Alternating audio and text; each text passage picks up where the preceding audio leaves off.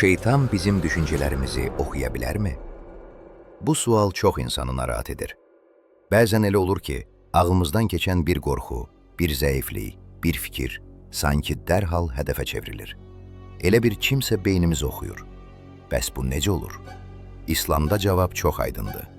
Şeytan düşüncəni oxuya bilmir, amma niyyətimizi, zəif nöqtələrimizi və davranışlarımızı müşahidə edərək bizə vəsvəsə verə bilir.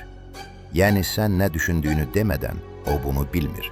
Sadəcə sənə baxaraq hansı mövzuda daha həssas olduğunu anlar.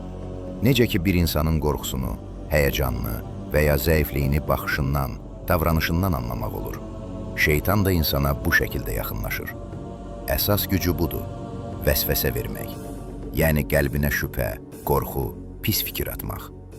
Quran bunu belə izah edir. Şeytan sizə ancaq pisliyi, həyasızlığı və Allaha qarşı gəlməyi vəsvəsə edir. Deməli, şeytan sənin beynini oxumur. O sadəcə daim izləyir, zəif anını tapır və vəsvəsə atır. Amma bir həqiqət var. Sən Allahı yad etdikcə, Ayətəl Kürsi, Fələq və Nas oxuduqca, şeytanın sənin yaxınında belə dayanmağa gücü çatmır. Nəticə isə budur. Şeytan düşüncəni oxuya bilmir, amma düşüncənə yaxınlaşmaq üçün zəifliyini izləyir.